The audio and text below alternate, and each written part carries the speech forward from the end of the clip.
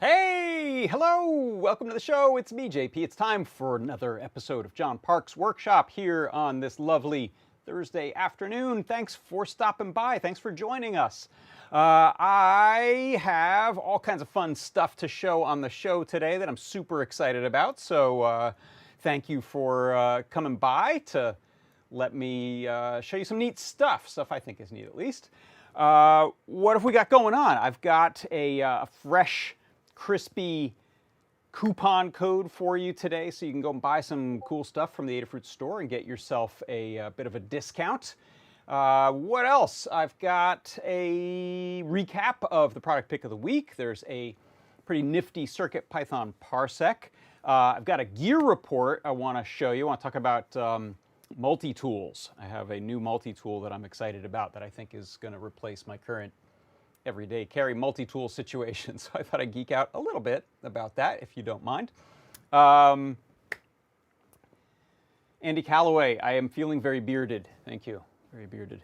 What else? And then I've got the sort of project of the day that I wanted to show you, a learn guide that I'm working on. This was originally going to be a page in the main guide for the Momento camera for this little gizmo here, but it is sort of enough of its own thing, own animal, that Lamore asked me to write it up as its own separate guide, which I think makes sense because there's a bit of setup involved and some, a couple pages, 3 pages, something like that would work well for it. And that is going to be the wireless remote camera control. As you can see here, remote camera control is the project of the day.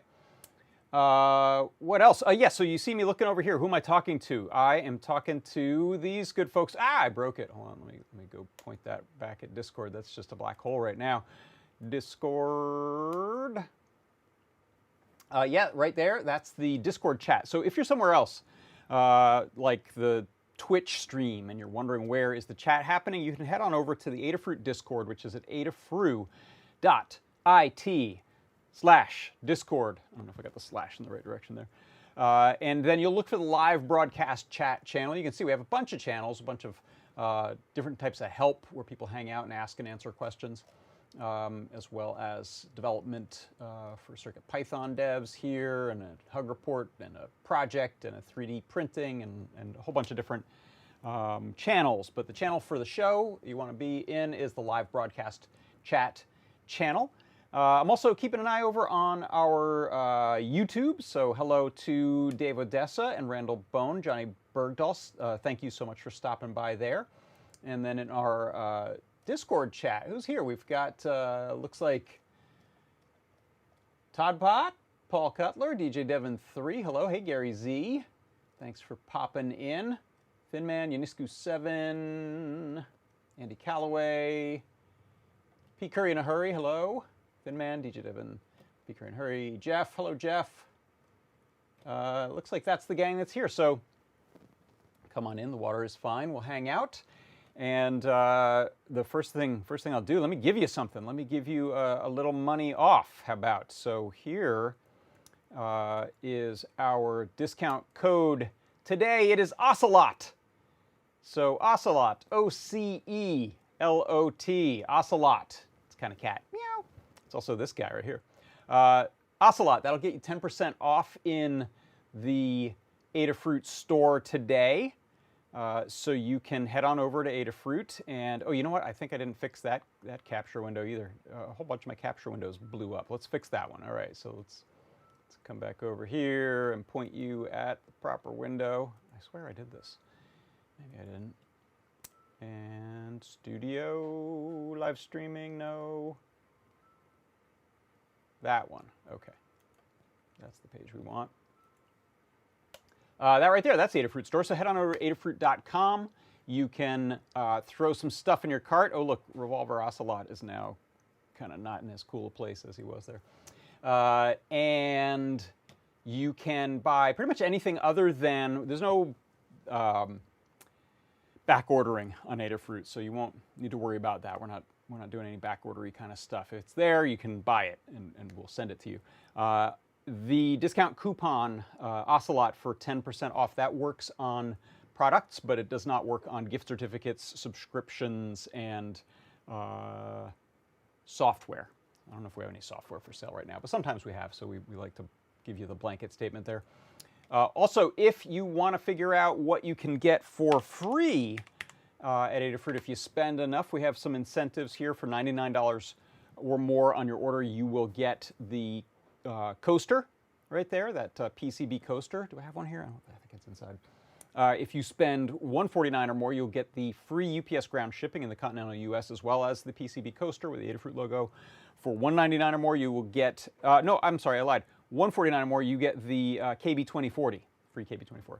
$199 or more, you're going to get all three of these things. It's the free UPS ground shipping in the continental United States, the KB2040, and the coaster. And if you spend $299 or more, you can get yourself a free Circuit Playground Express, super cool board. Lots and lots of sensors on it, input, output, lights, capacitive touch, alligator clip connectors, lots and lots of, it's got a IR, I think it has IR sensor. Yeah, so you can send and receive IR from it.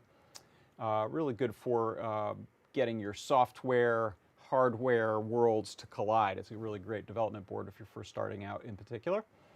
So those are some of the freebies, and you can always go to adafruit.com/free to see what's available. So that's your coupon code. If they're missing, they are also lost. Okay, there's puns happening. Oh, young ones are also little. Okay. We'll move on from this. So that's your coupon code today, Ocelot. Next up, so I have a show on Tuesdays. That is the product pick show. And on that show, I like to pick something from the store. We stash a bunch of them before the show, so we make sure we don't sell out, and or we at least make sure there are some there when it starts. Some of them do sell out pretty quick. Why, you ask? Well, A, they're good products, and B, we put a huge discount on them, usually 50% off. So that was this week's product pick. Here is a little recap for you. Airlift Bitsy. It is an itsy bitsy Wi-Fi coprocessor add-on. Using the ESP32, you can then, inside of CircuitPython or Arduino, add some Wi-Fi or Bluetooth capability to your projects. There's my itsy bitsy RP2040, and there's my Airlift with the little short header pins on there. You can just set those in and set it down. I've specified a Wi-Fi access point SSID and the password. The itsy bitsy is going to go and tell the Airlift to jump onto that Wi-Fi. And then it goes up to this board API.com every 15 seconds and grabs a new activity to do when you're bored. So right now it said learn woodworking. And now it's going to go query that again. It says fetching JSON from board API. Grabs a new one. Hold a video game tournament with some friends. My product pick of the week this week, it is the Airlift Bitsy.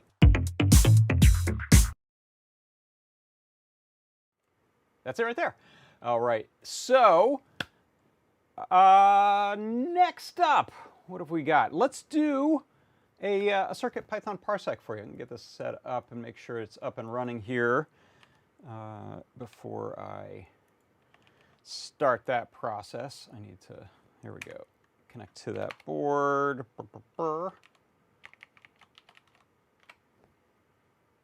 And it's starting to connect. Let me make sure it actually, there we go. Okay. Here we go.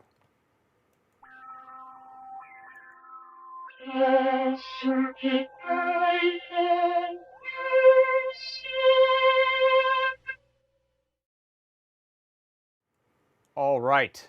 Here we are, and I'm going to actually zoom up a little closer. You'll be able to see this in the REPL as well, but since I have a little board, a little feather board with a TFT on there, I should be able to focus like that. Okay. And let's try to optimize the glare removal. There we go. I won't touch it. The thing is going to fall off there. All right. So, what's this? Okay. For the CircuitPython Parsec today, I want to show you how you can use one of your Wi-Fi enabled microcontrollers to check your ping time and to see if a server is up and responding as normal. So sometimes you may just need to figure out how's my local connection, what's my ping time looking like, or let's check out a particular website, a particular server, and see how my connection is doing there. So what you can see here, I'm going to go ahead and resave this, and what you can see when this starts up, it says, okay, it's jumped on Wi-Fi. My IP address here gives me the local IP address, and then the site it's pinging 1.1.1.1, which is a Cloudflare server, and it is telling me I've got a 22 millisecond, 14 millisecond, 15 millisecond. So it's telling me what my ping time is looking like. I'm going to go ahead and stop that so it's not endlessly pinging. And so here is how you do this. It's actually pretty efficient, pretty little, what's the word I'm looking for? Pretty minimal amount of code necessary to do this. So what I'm doing is importing the operating system with OS, time, Wi-Fi, and the IP address library. Then I am grabbing my SSID and password information from the secrets.toml file that's also sitting on the board. And then we are using wi-fi.radio.connect with that SSID and password to jump on to my local access point. Then we have an IP address that we tell it we want to ping, as well as the timeout. And that's how long it would wait before it says we're not getting any response.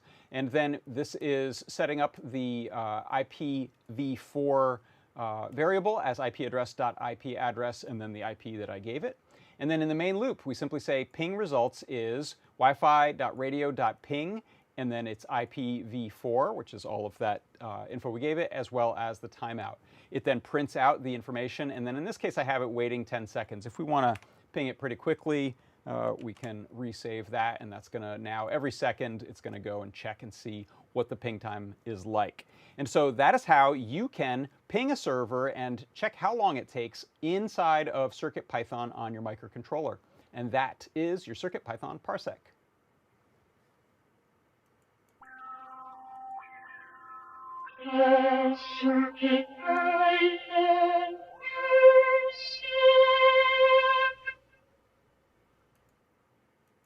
All right, we have a question over in the chat that someone asked. Let me pop back the chat here. David Glaudet, hello. Some customers have the AdaBox, no one leaked, no launch video.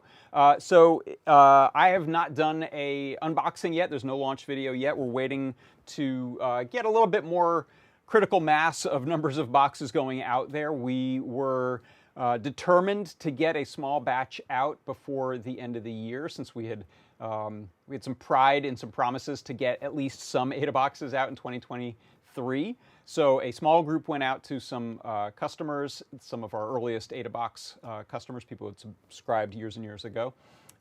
We are now working on our next batches, and we'll be putting out small batches and then hopefully more medium-sized and eventually larger batches of AdaBoxes over time. So there's no, it looks like no leak yet. No one spilled the beans about it, and like I said, there's no launch video yet. So look for that. Probably, we're thinking somewhere towards the end of February is maybe more likely, or beginning of March, mid-March, somewhere in that range, I think is when we'll probably have enough momentum going that it makes sense to do the full unboxing event, live event and unboxing video.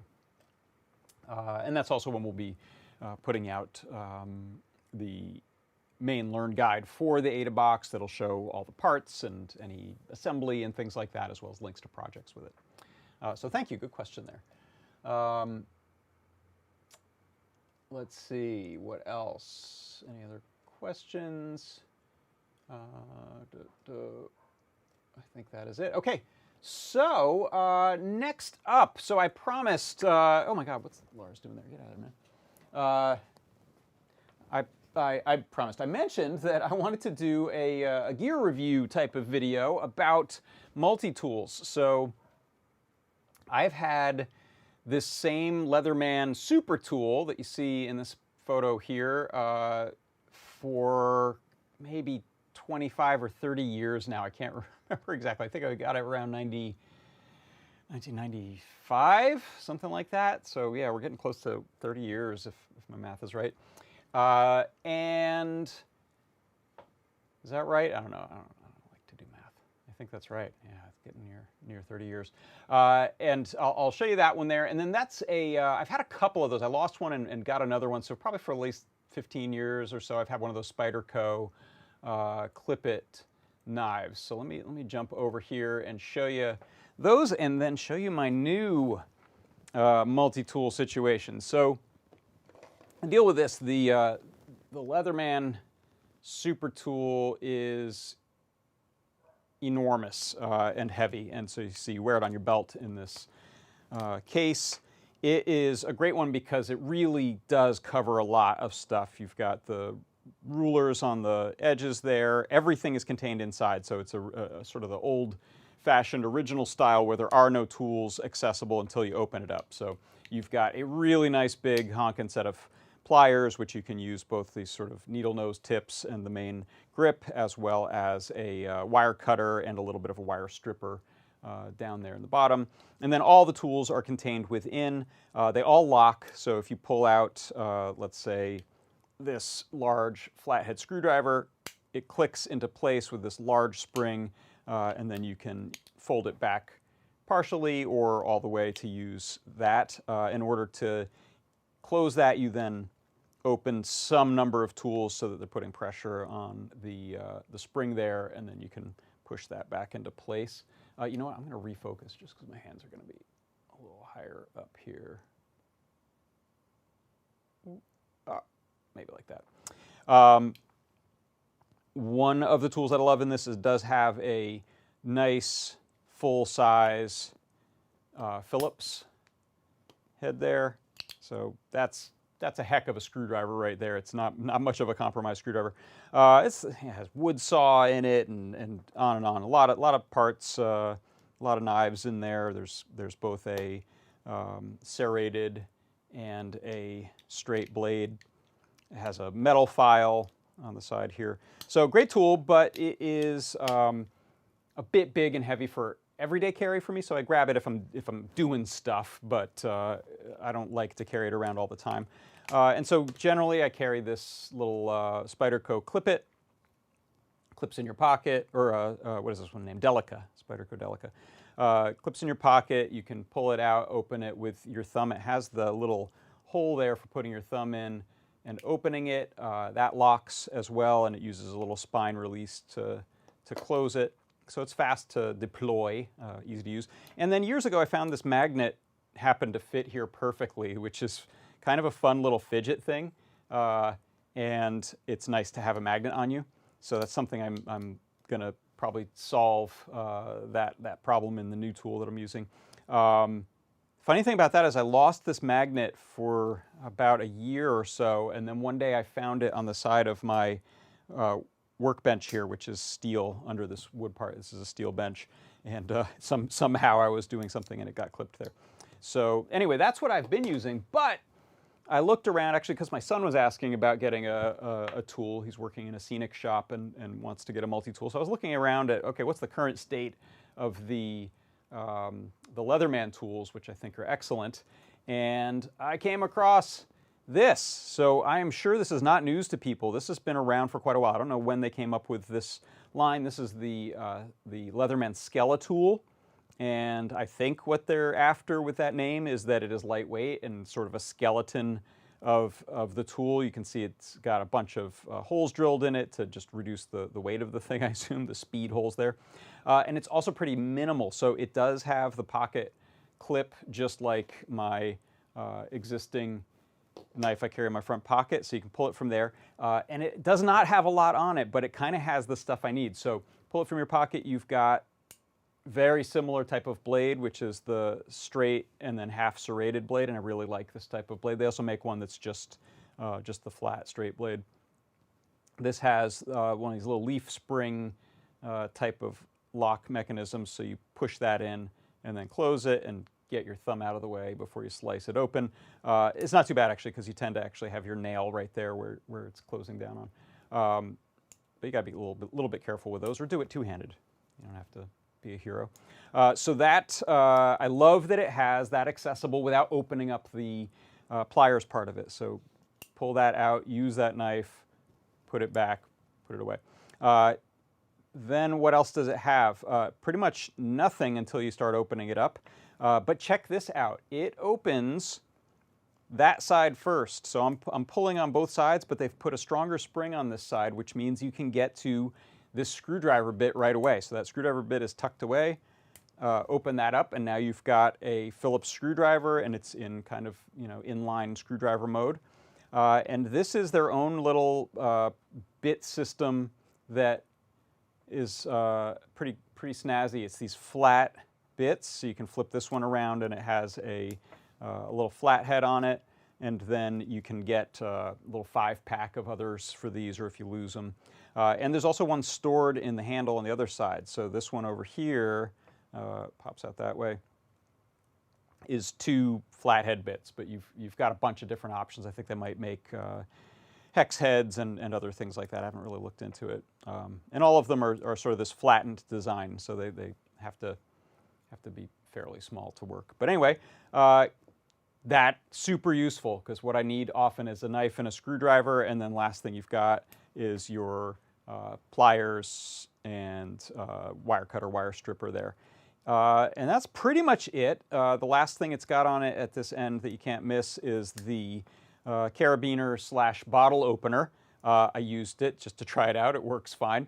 And that's convenient if you need to hang that off of something like a belt loop. If for some reason you can't go into a pocket, that's fairly handy. I was thinking, how would this look without it? If you ground that off, you'd have a little bit smaller tool, but then you'd have this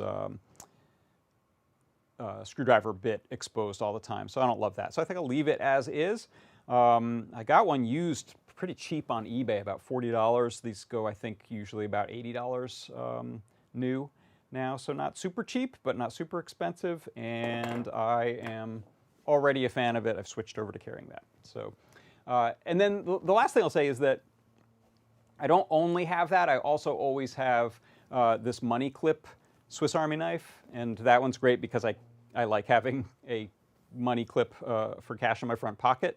And there's nothing better than Victorinox scissors. So you'll notice my Leatherman didn't have scissors. Some Leatherman, I have a little Leatherman Juice from a few years ago that has scissors on it, and they're just not that good.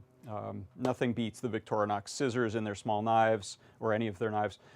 So this one here is a sort of medium-sized scissor, and then it also has a small blade and a large blade.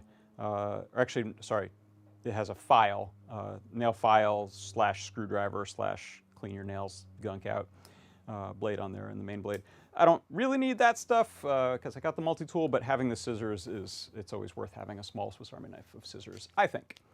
So that is the state of things. Not that I'm getting rid of these, but I won't be carrying that around that much anymore, and this just goes on my belt when I am more likely to need it. Oh, the other thing is just because I kind of was curious and I haven't done this yet, I brought a scale in here and wanted to see what's the weight of this thing compared to the other one. So it's 145 grams for the new one. Old one is 250. Yeah, so they've gotten the weight down. Obviously, this has a lot more tools on it, but good for them. And neither of them is all that heavy that you need to worry about it. But those are the kind of things that tool people like to debate, is the weight of tools and such. All right, so that's my gear report there, and I'm not making any money with endorsements or anything like that. We have that is not sponsored. That just happens to be what I got. We have sometimes carried some Leatherman stuff in the Adafruit store. I think some of the smaller, not the Micro, what was the other small line that they got rid of? The Squirt? Was it the Squirt? I think it was the Squirt. We had some of those for a while. I think actually in the early days of Magazine's Maker Shed, they had engraved engraved Leatherman tools, especially like the anodized aluminum ones that said "Make" and then like a little slogan on them. And actually, the Leatherman Juice I have is one of those. I think Lamore did the engraving for them. I gotta ask her about that, but I think when Lamore was first starting Adafruit and she got a laser cutter, one of the things she was doing was engraving. So she may have done the engraving for that. In fact, wait, if we go to the website, I think some of the ones, oh man, it's not, oh wait, check discontinued. If you're looking for old stuff on the side of the, pro tip, on the side of the Adafruit site, once you've done a search, click on discontinued. Yeah, the Midnight Hacker. Okay, yeah, I have one of these that is Radio Shack branded. And yeah, so that's the engraving. I think Lamore put the Midnight Hacker on there. But I think that's the Leatherman Squirt ES4, which has the wire strippers on it, which is pretty cool. I like that one. For some reason, Leatherman discontinued this whole Squirt line, so now they're kind of expensive if you go to buy these on eBay. There's those scissors that I just don't think are all that good. They definitely don't want to trim your nails with them. They'll make a hack job of it, but otherwise a neat tool. And then there were also these Tread crazy bracelet multi-tools. I do not have one of those, but those are pretty wild. All right. Thus concludes my Leatherman segment. Hope you enjoyed that. What do people have? TSA loves JP, says Todd in the chat. I kind of regret this. At one point a few years ago, I took a Leatherman Squirt, I think the blue one that I had that was a regular pliers in the middle, or yeah, I think it was pliers in the middle. I dulled, I think it only had one knife blade on it. I dulled that knife blade, cut it down to size to round the point so that it would be TSA compliant. And it worked, I think, for a few months. I traveled for a few months with it and got through. And then at one point, I was in an airport, and the TSA decided they didn't like the look of it or me or something, and they kept it. So I regret that now, I think. There's kind of no getting away with, you just can't bring your multi-tools on planes. They're just, even though there are some that are legally within the guidelines, if they feel like it, they'll just take it anyway. David asks, since when are you working for Adafruit? Are you talking to me? I think so, maybe. There's a lot of question marks at the end of that, which makes me think you're talking to someone else, but I don't know. Since when am I working for Adafruit? I've been working for Adafruit for about 7 years now, I think. I think this is my 7th or 8th year. So do that time math there. I don't know what that, 2016? Is that right? Something like that. DJ Devon 3 is the Leatherman Micra keychain version. I have a Micra somewhere. I can't find it. It was actually a gift from my friend at his wedding for the groomsmen. I have it, but I don't know where it is. All right. Yeah, some of them have scissors, some of them have pliers, and then there's that one electrician's one that has the wire stripper / plier. Okay, good tool talk. So now let's move on to this project here, the remote control for the Momento camera. So Momento camera is running an ESP32S3 as its chip, so it's got Wi-Fi built onto it. And we have pretty robust libraries for talking to and using that Wi-Fi capability in CircuitPython as well as in Arduino. So I'm going to rearrange this camera right here a little bit so that you can see what's happening. I just set some boxes here so I could try to get my iPhone on the same plane focally as the Momento. So I'm clamping the little Momento into a tripod there. Let's turn it on, and I'm just going to put some little objects in the view so you can see the viewfinder there with some objects in front of it. Let me go and focus that.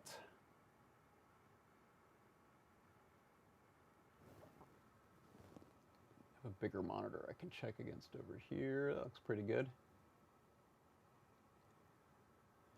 So this is, let me get that out of the frame a little bit. This is running essentially the Jeff Epler's Pi camera library camera example. I call it the fancy camera. So this one allows you to use the D-pad here to scroll between menu items and then change their values. And so you can see we've got resolution. So I can change the resolution here. And then if I head right, I can get to the, why'd that go out of focus again? It's because I'm manhandling it. Come back. All right, it's a little better. Now I can go to effects, so we can turn on the solarize effect or invert it, go black and white. And then I can head right over here to the mode. So this has modes where it will be sort of a standard snapshot camera, saves JPEGs to your SD card. There's a stop motion option. There's the Game Boy mode, which I love. It does real-time dithering to 1-bit image, similar to a Game Boy camera. Love that one, using bitmap tools. And then we can shoot little 15-frame GIFs, little GIF animations. So the actually final menu item is kind of a hidden one here. If I go to the right, we can get to the LED level. So I can turn on the front LEDs. My gosh, those are bright. A little ring of neopixels to act as sort of like a flash or a fill light. So we can change their level of brightness. There's, I think, 5 brightness levels. And then if I go right, I can adjust the color. So LED colors. There's a green, yellow, red, blue, purple, cyan, magenta, and rainbow. So let's go back. I'll turn that off. So those are all of the menu options in this camera. Of course, you're welcome to write other functions for the Momento. It's all open source and hackable in both Arduino and CircuitPython. But one thing that I was interested in doing was creating a remote for it so that I could either do a group photo, stand in front of the camera and hit go, or just take pictures without touching the camera. Especially useful for stop motion. So if you want to lock the camera down and then pose your animated figures, save a frame, move, save a frame, move, save a frame. You don't want to be wiggling the camera. So ideally some kind of a remote trigger, and that could be either a shutter release on a wire, using an arcade button, that kind of thing, plugged into our little stemma ports there, little 3-pin stemma ports. That would work really well.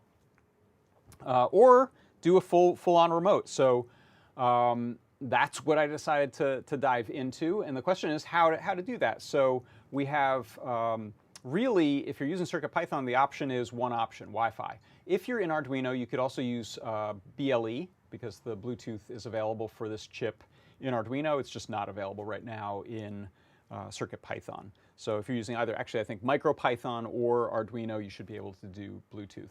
But I said that's okay. I'm thinking of doing this not kind of out and about, but really more in the studio, doing little stop motion things. I'll have Wi-Fi around, so how will I trigger that? Yeah, Some Nice raises a good point. A 2-second and a 10-second delay would be great features. It's absolutely such a good idea to look at what did point-and-shoot cameras come up with 30 years ago that have always been around, and pretty much all of them have a 2 and a 10-second delay, so you can jump in front of the camera, hit beep, and then it'll blink, and you get your photo, get yourself in the photo. So those are good ideas. I think we're going to add those features as part of the time-lapse photo project, and then I'm thinking those will probably roll into the main camera as well. Those are great idea to have those functions. So nice. So the solution I came up with for this, and you may have seen it on the show and tell last night, is to use OSC, which is Open Sound Control. Open Sound Control is kind of like a more modern version of MIDI in a way. It's meant for some similar applications for instruments, synthesizers, talking to each other, talking to computers, talking to mobile devices. It's very popular among people who like to create their own user interface on something like a tablet, like an iPad, to control whatever functions they come up with on either software like Ableton or hardware synthesizers that have a way to communicate with Wi-Fi or Ethernet using OSC. So OSC generally runs on UDP in your either Wi-Fi or Ethernet environment. And there is, I've shown this before on the show, a really nice library that Todd Kurt wrote, which is the Micro OSC library. So that's what I have running on here. And that allows me to take incoming messages and do something with them. So let me do a little demo. Enough talk. Let me do a little demo here of what we're talking about. So I'm going to open up my phone here, and I'm going to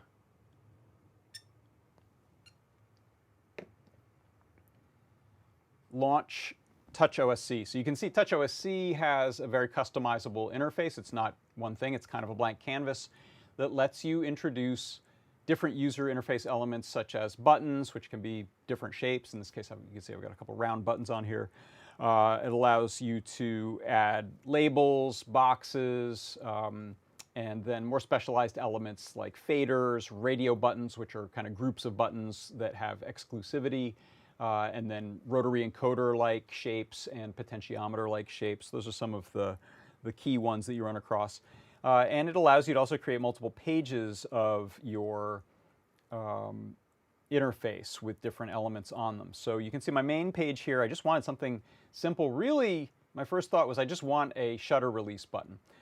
So you can see here, if I tap that button, it took a picture, it said snap, it saved that image onto the SD card. One of the features in the ESP camera and Pi camera and Jeff's main example code for this point-and-shoot camera is a autofocus. So on the hardware device, you can long hold this cheese button here, the snapshot button, long hold that, and it will run the autofocus algorithm, checking for the nearest object and then changing the lens focusing, motorized lens focusing. So I've added that button up here in the corner. It says focus. And you can see it just changed focus. Hard to tell, so let's move this battery a bit closer. Can it focus on that? There we go. You saw a little change there. So that just did its autofocus. So that's kind of two main buttons I have there. Now I can take another picture. And then since we have those modes on the UI, I decided to give myself a set of them that are available. So I can change this into GIF mode, into Game Boy mode, into stop motion mode. And so you can see here, if we do our, let me refocus it down here. If I take a snapshot and then move this block, you can see the little ghosted image.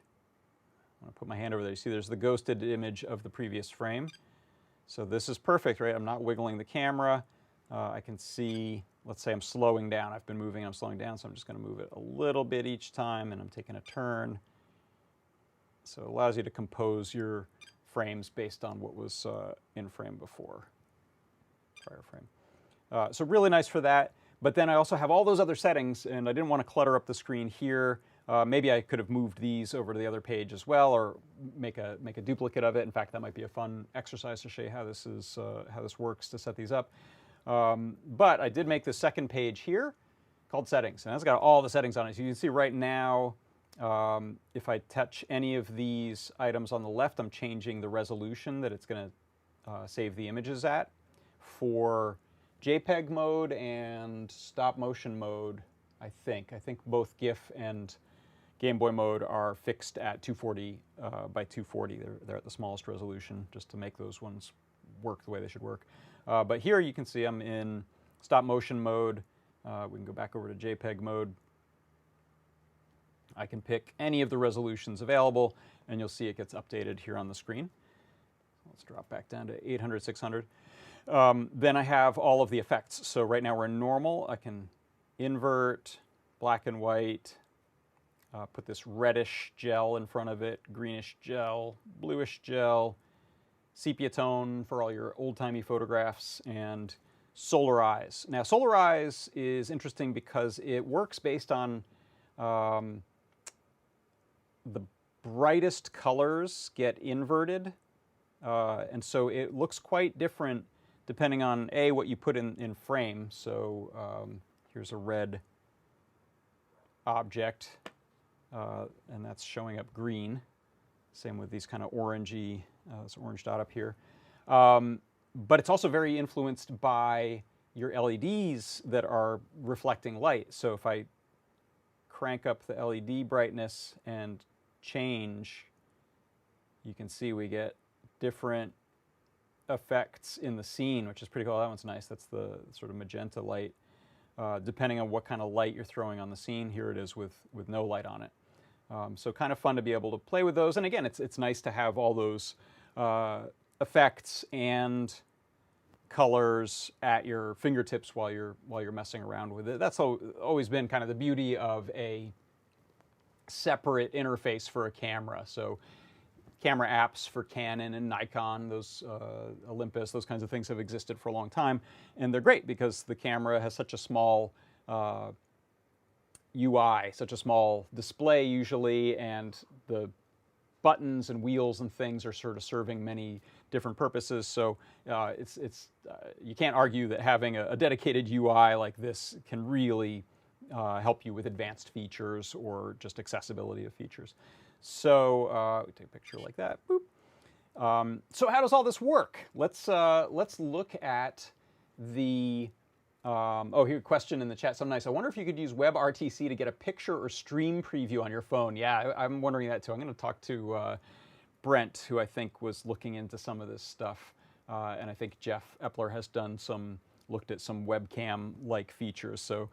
Yeah, that would be kind of interesting to get, nice big iPad view of the scene.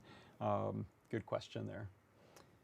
So let's take a look at the code that I'm running to make this work, and then I'll show you a little bit about how you create this type of UI with TouchOSC.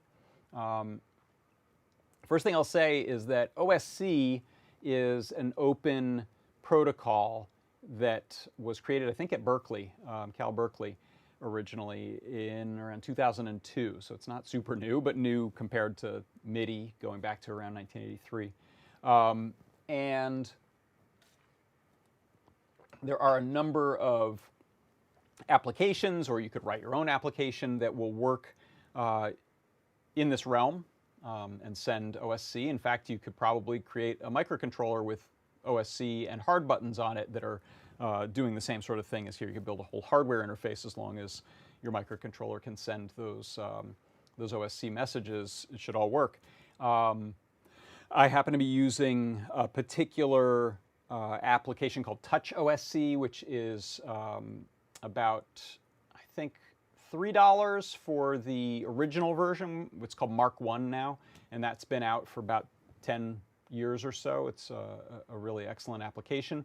This is the new version that came out more recently. It's, I think, $12 for the iOS application. I believe it exists on Android as well. And then on the desktop side, so you could be doing all this from your desktop. You can also just use the desktop application for your interface development. You can develop all the interface right on the mobile device as well, but it's nowhere near as easy or quick as using a mouse and keyboard and a large display. So that application, I just bought it for $25. It's normally $30, but they had it on a little bit of a sale. So let me show you those. Again, this is not a paid endorsement or anything like that. It's just what I happen to be using.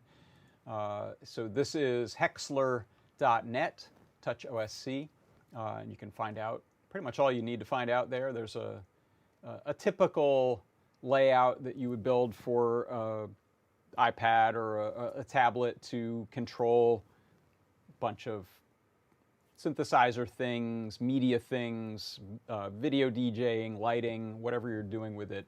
These are some typical user interface setups that you'll use. And here's some photos of it running on different devices. So let's take a look at my setup here. And I'm going to plug the Momento in so that if we do change code, we can do that kind of on the fly. And I will open up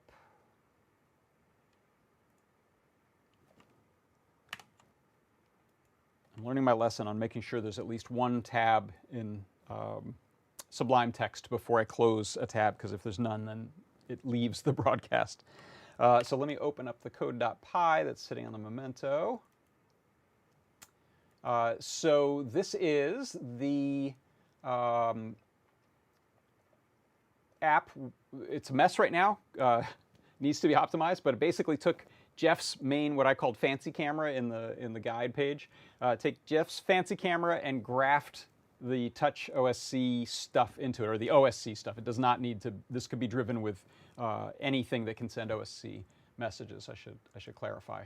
I just, like I said, I'm using TouchOSC to develop the UI, and it's the one I'm running. But all of the functionality on the microcontroller side, on the Momento side, is just listening for certain messages that are coming from certain OSC addresses, and I'll get into that in a second here. So you can see a lot of this is just going to be the PyCam stuff from the main fancy cam, and then I've added into here OS, Wi-Fi, socket pool, and MicroOSC. MicroOSC, by the way, is in the community bundle, so you can use CircuitPython if you want to. CircuitPython install MicroOSC, and that will put it onto your CircuitPython device that's currently plugged in. Thank you, by the way, Steve, who dropped a link in the chat for the TouchOSC. I forgot to ask you all about all this stuff. I think you know I'm way new to this, and I think Steve has lots of experience with OSC and TouchOSC. So what's happening here? I'm setting up a host, which you can give it an explicit address, or it will use the IP address that it gets on the network. So this is going to jump on my Wi-Fi, and it's going to get its own IP address. I need that IP address because that's what I'm going to point my application on the phone to. In fact, if I close this and if you look at my connections in the app for OSC, here is 192.168.1.26. That's the same address that this device has. In fact, if I relaunch the device in here, you should see it jump on this local access point and declare its IP address that it gets to be that 192.168.1.26. If it isn't, then I'll change what my application is using as the server. So there it is, 192.168.1.26. It just kind of scrolled by, and then it did the camera startup stuff. So next in the code, we have handlers. So the way the the way the micro OSC library works, you'll see all the way down in my main loop. Ignore all this stuff. That's all the sort of physical button camera stuff, which I'm going to try to functionize that stuff so that I can reuse it more easily. The very top of my main loop, that right there is all that's happening. OSC server poll. So it's just checking on every cycle, is anything coming in on OSC? If so, it's going to be sent to this handler, or rather this dispatch map. So the dispatch map here says when we get messages coming from OSC, they'll have these addresses. So you can see it almost looks like a folder hierarchy. So the root followed by page 1 or page 2. So I'm sending it, remember I have 2 pages in my application, so my buttons live on either page 1 or page 2. And then my buttons have certain names, and those names have a namespace like fader 1, fader 2, toggle 1, toggle 2, button 1, button 2, button 3, button 4, button 5. So as long as the sort of first part of that address matches one of these things, then I can dispatch those to functions, which are called these handlers. So I have a fader handler, I have a toggle handler, and so on. This you can see, by the way, I'm not doing anything special based on which page they're coming from, so I could probably clean this up and just lop off, use split and lop off which page did it come from, and just say, for our purposes, it doesn't matter. It's just which type of user interface element it is. Then if we scroll up a bit, we'll see this is where my code is just a big copy paste, and I'm sorry about that, but toggle handler. If I have a toggle right now, I'm not actually doing anything other than printing it, so maybe we'll add a toggle and look at that. Fader handler, you can see I am taking the address and splitting that out, chopping it into parts. I have the page number there. I'm not actually using that. This was just, I think, me learning how to do this right, so that'll leave. And then fader number is me making an integer out of the number on the end of that name. So /1/fader5. I'm just grabbing that 5. And then I'm using that for deciding what each different fader does. So in this case, I actually only at this moment have one fader. So if the fader number is fader 1, then I am adjusting my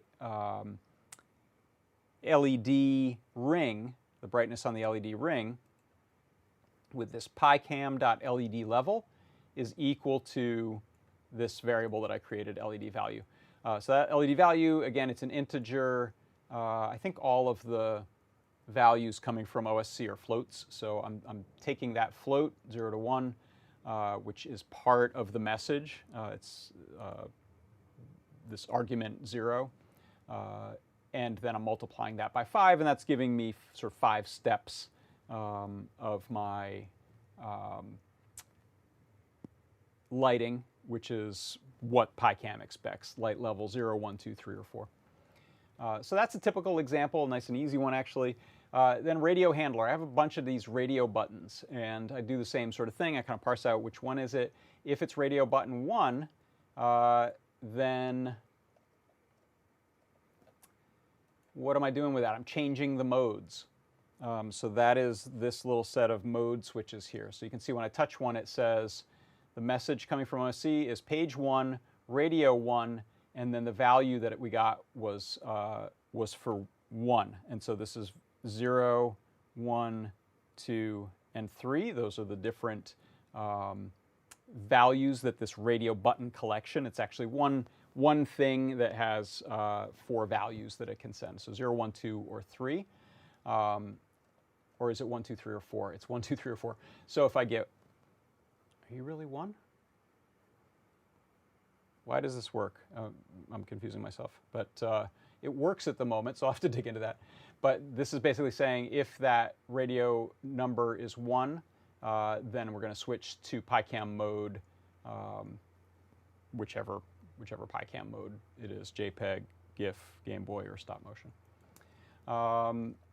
And then this is the button handler. So a good example of this one is taking the picture. So if that button is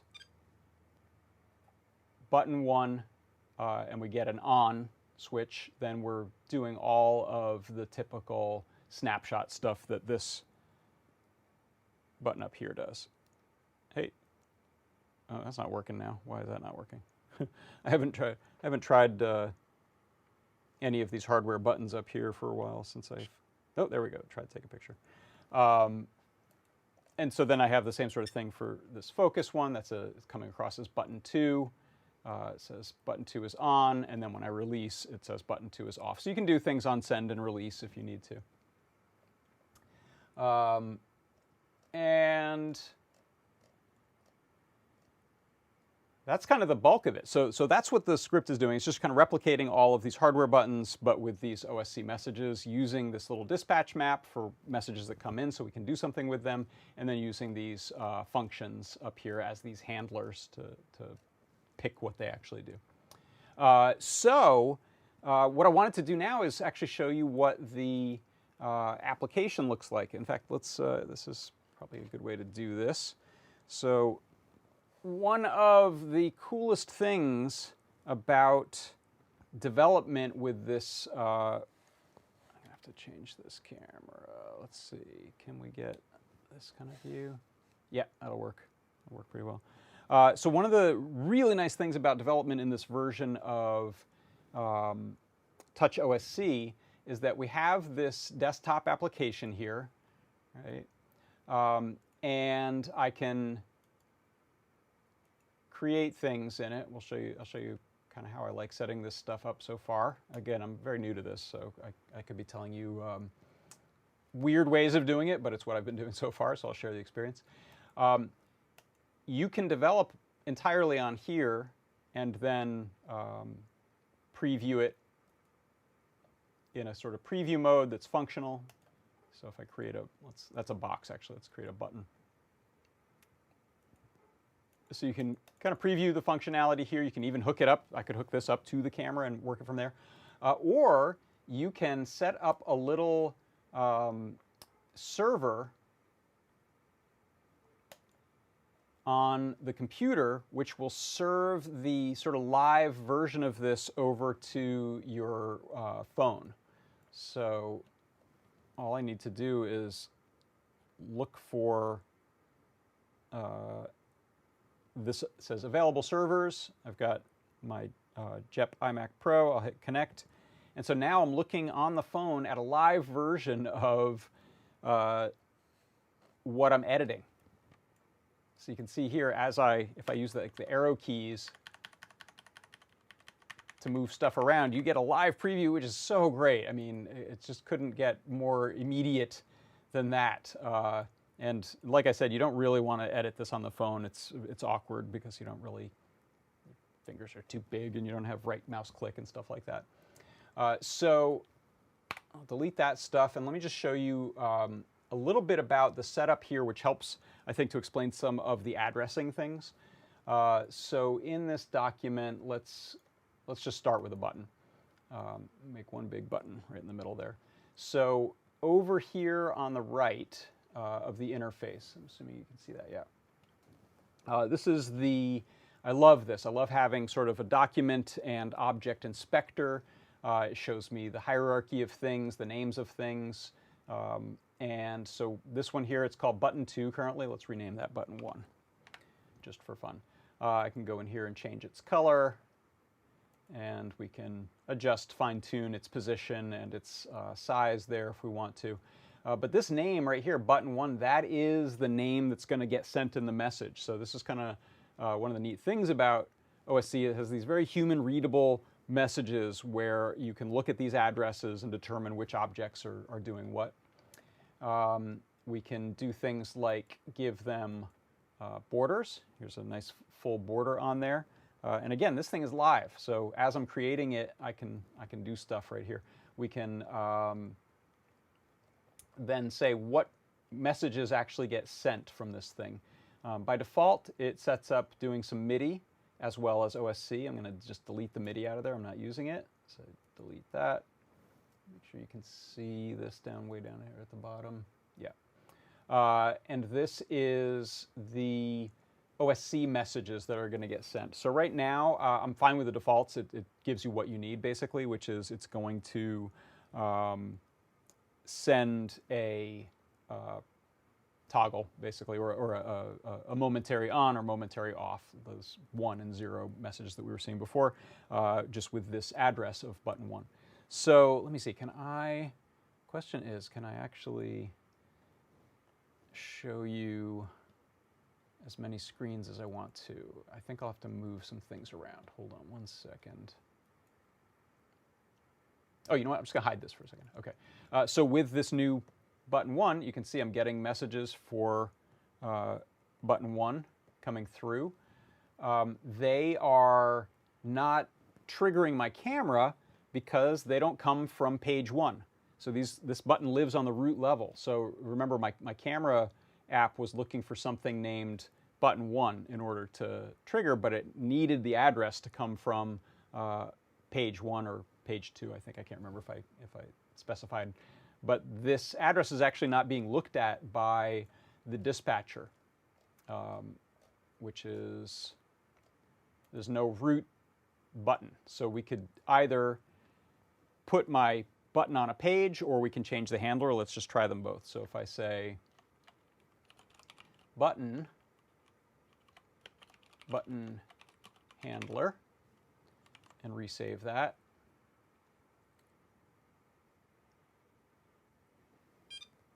we'll see if I get lucky, should take a picture when I press this. Oh, it crashed it. Why? What did it say? Invalid syntax for integer with base 10. Okay, so let me go look at what message I'm sending with this big blue button versus the one I'm sending with the circle red one that actually works. Let's go here and here. So this is sending, enable send to touch address name arguments page. So trigger on page any, trigger with touch arguments x, arguments page. All right. Oh, I'm looking at the wrong thing. Sorry. We got to dig a page deeper into here.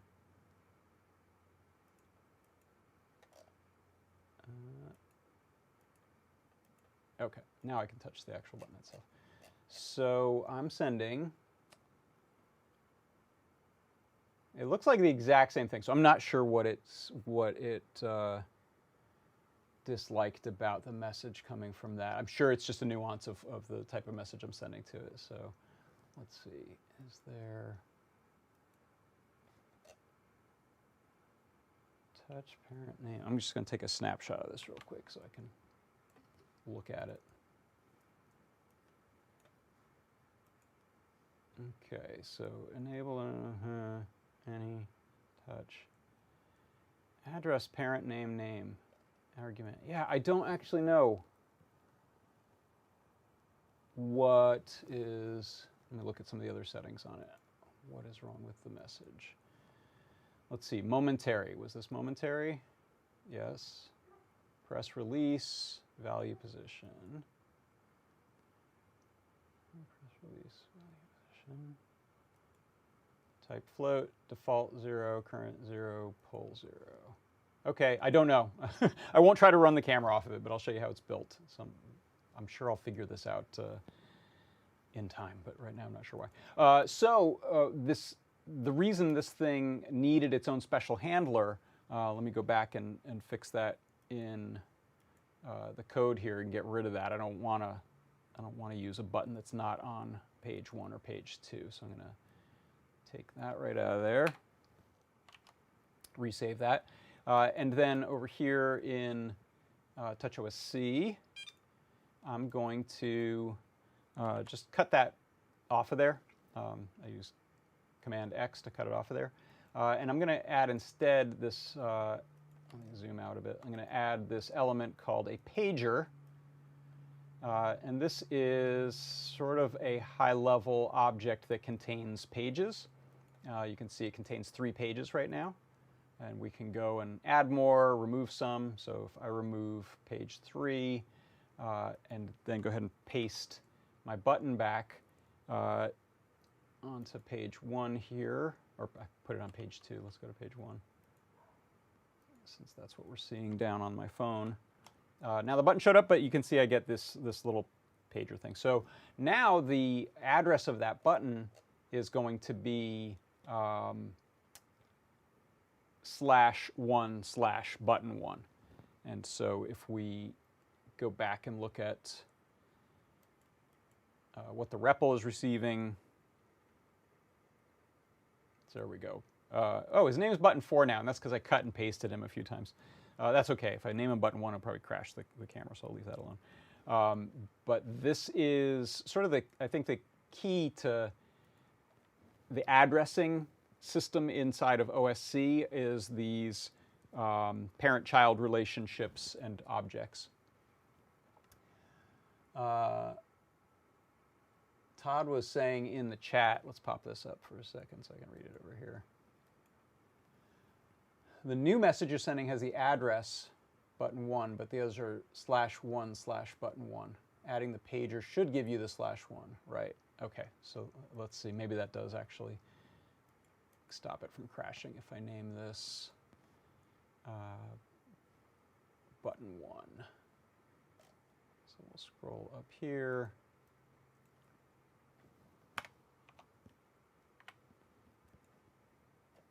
And, oh, you're not seeing that. Sorry, you didn't see when my phone crashed earlier.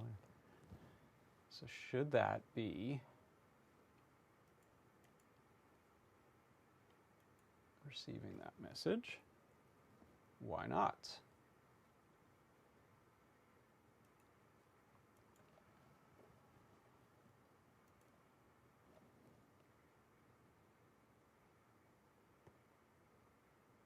Oh, yeah, okay, I see. So it's not sending the address as part of, that's what Todd was trying to tell me. Okay, let's see why. Yeah, I noticed that down at the bottom. I thought that it would fix itself when I put it on a page. So we'll open up page 1, the button. So add a constant into, that's interesting. I don't know how to tell it to send that properly. Let's make a new from scratch button, because I suspect it'll do it right if I do it that way. Yeah, so whatever this, however you get this address to send properly, it wasn't. Yeah, address path in the object. So I needed to fill that in there, which I'm sure you can do if you know this thing, but I don't. Okay, so let's, so this is still on page 1, and it is going to be named button1 when I rename it. It's now going to send this proper address. Before it was only sending the slash and the name. And it should take a picture. Yay! Takes a picture. Thank you. It takes a village. I'm very appreciative of people watching over my shoulder here to help me figure that out. And so I'm imagining you can do some adjusting of what there can be a difference between where the object is in the UI versus the message that it sends. So it's possible to send the message differently than how it gets created by default, as you saw. Okay, so that's the basic button there. You can see this choices I made about shape. I made mine a circle. Made it actually a circle. There we go. All right, so that was the genesis of it. Most of them follow that sort of pattern. The other objects that you saw me put on were things like a radio button. So radio button is a button that can either be, it's a toggle button that can be on or off, but it's also got exclusivity within its group. So if I turn one on, they're not all staying on. Ooh, and I'm sending it messages that it doesn't know what to do with, so I'm confusing my app over here. That's okay. So that's a radio button. You can orient them differently. So you saw mine were all vertical over in this app here. Actually, okay, the JPEG, GIF, Game Boy, and stop motion, those were a horizontal one, but over on page 2, you can see I got all these vertical ones. That's simply by picking this element and telling it that it has a north or a south orientation. So I think if we put it to a south orientation, we'll get button 0 or value 0 up at the top. So let's see. Orientation is east right now, so we can go to south. It doesn't rotate it, so you got to do some wiggling around of it there. But that's how those objects work there. And then for this fader, just because I wanted to see the bar lit up underneath, I used a fader, and then I'm just taking its values, which happen to be float values, and sort of snapping them to integer values in my code. So that's a fader object. So you can add a fader, and it does fadery things, which is cool. Then there's these neat sort of potentiometer style things for essentially going from 0 to 1, 0 to 0.0 to 1.0, or encoders, which are more like a rotary encoder in that they can go continuously in a direction and just keep adding values on or subtracting values, depending on how you're using them. So those things actually probably all showed up in my REPL. Let's see if they don't crash the app. Let's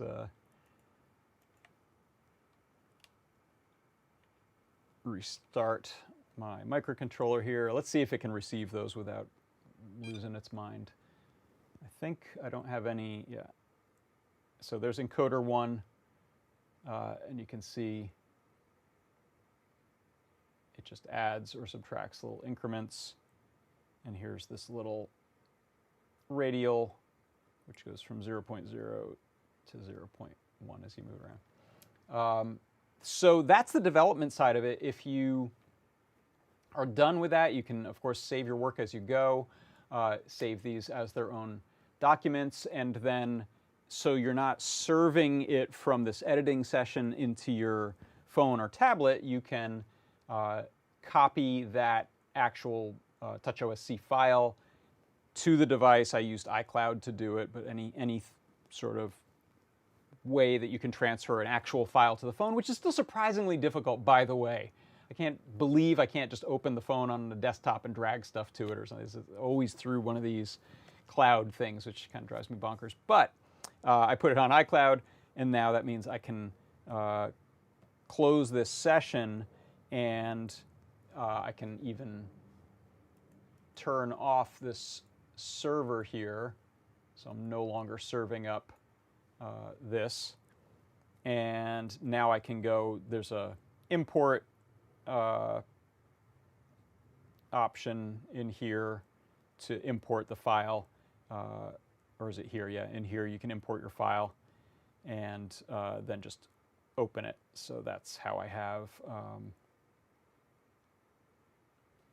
this on here. This one is not this session. You can see if I move something on here, this is not that live session. This is just a saved actual file that I'm opening. So now you don't need the computer around. It just lives on the device, and you can go and control your camera with that, like so. So I can hide that out of the way. Get that out of there. Yeah. So now you can see I'm back to no computer involved, but I have a nice little UI. Last thing, actually, that I wanted to show in the UI is one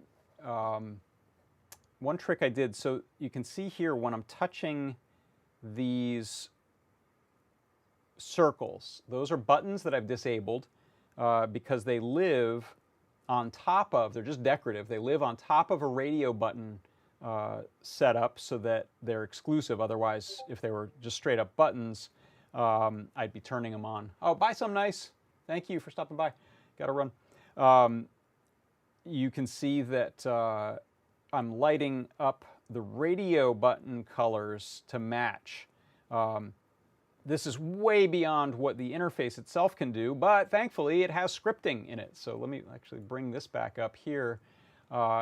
In TouchOSC, like I said, I've got this separate object. In fact, let me restart the server, and I will launch that live version. Okay, so you can see as I try to touch these circles, it doesn't do anything. Those are not actually what I'm touching.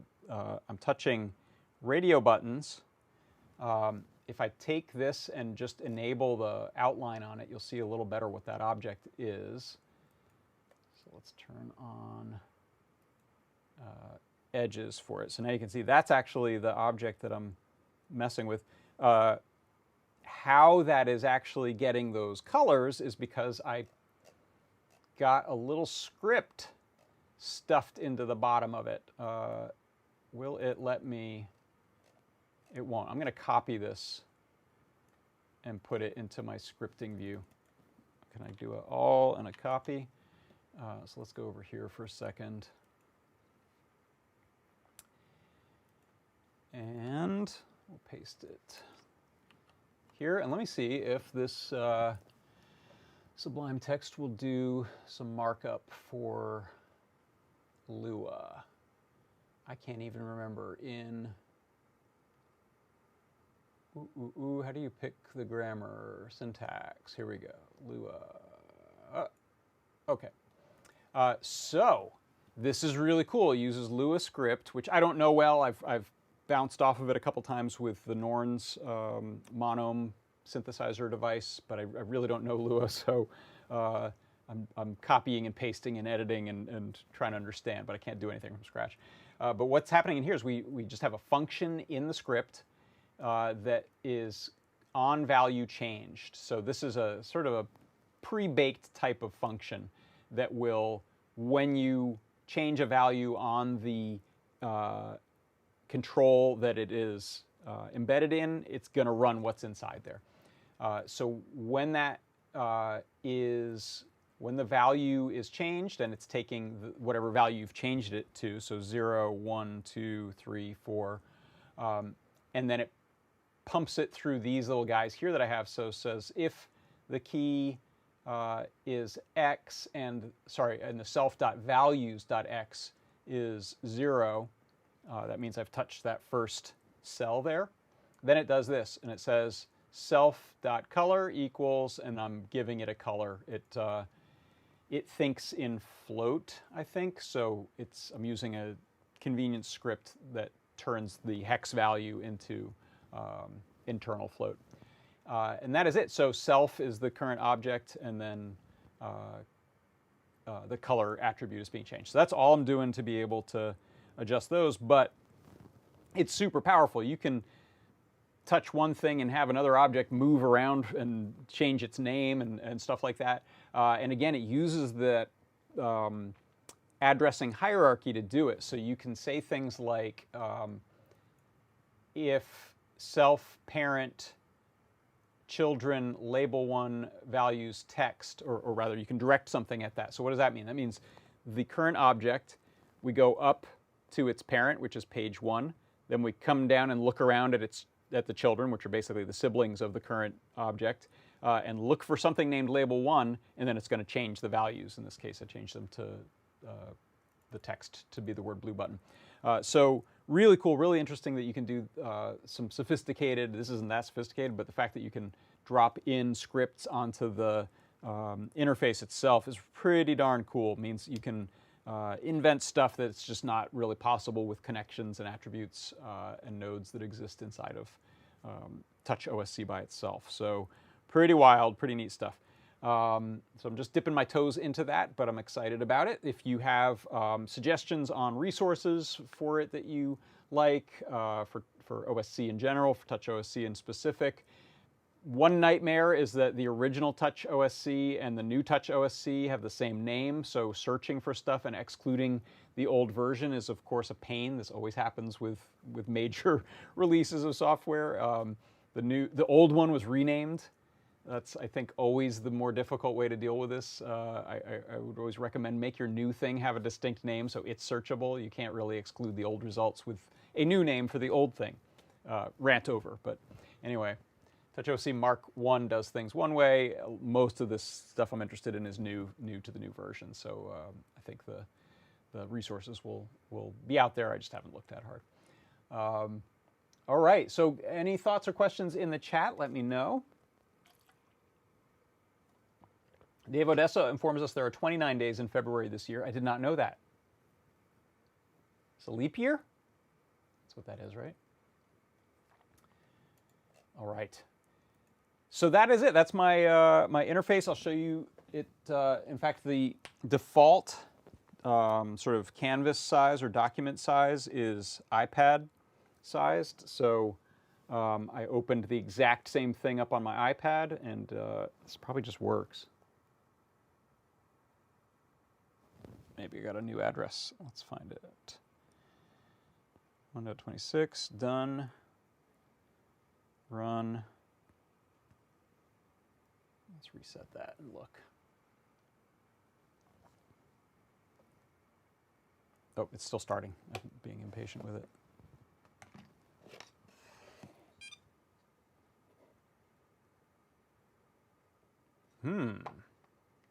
Mysterious. What have I done? Why are you not connecting? Let's see. Do I have that address right? 168.1.20. Oh, I'm maybe not on the local Wi-Fi on this. Let's see.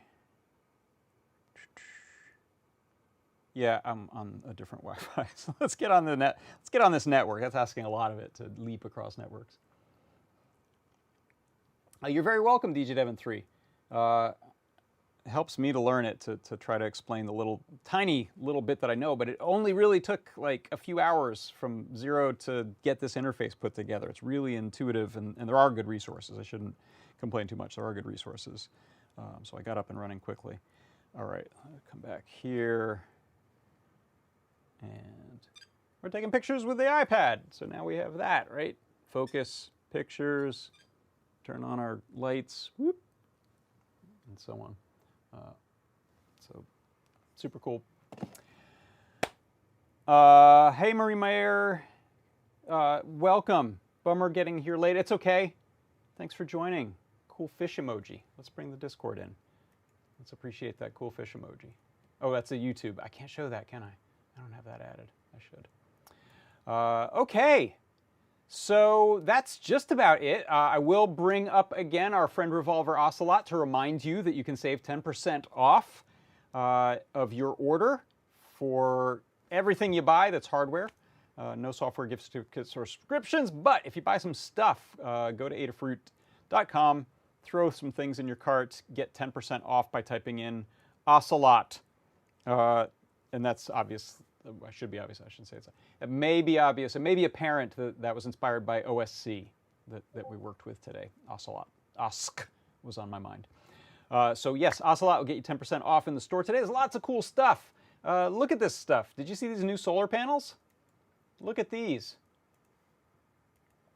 If you go to products, new products, view all. We got these really nice looking little Voltaic brand panels. This is premium stuff. This is not your cheapy solar panels you find in a box of Cracker Jacks or something. This is the good stuff. So you can go throw some of those in your cart. We also have a nice charger that could go nicely with any of those, or a bigger panel too. We now have, I don't know if these are new or not, but we have these ginormous. Look at those. Great for like camping. Throw on your backpack. but maybe that's not what you want, but you might want something else. So if you throw some stuff in your cart, don't forget to get yourself a discount by typing in Ocelot in the coupon code field. All right, have we done it? Have we covered it all? I think so. Thanks everyone for stopping by. It was fun hanging out with you. I will refine this camera remote script a little bit, and then I'm gonna write up a guide on it and save those files so you can just load them up. I will try them also on Android. I have an Android tablet I'll try it on. And I don't think I've tried it directly from the Mac device, but it allegedly works on Raspberry Pis and Linux, on a Mac, on a PC. So you can control your camera from all over the place, or do other neat Wi-Fi stuff. So there you have it. Thanks everyone for stopping by. I believe Scott is possibly doing a deep dive tomorrow if everything works out. Look for that. And then we will be back next week with a whole slew of new shows for you. So have a good Friday, have a good weekend, and thank you for hanging out with me. For Adafruit Industries, I'm John Park. This has been John Park's Workshop, and I will see you next time. Bye-bye.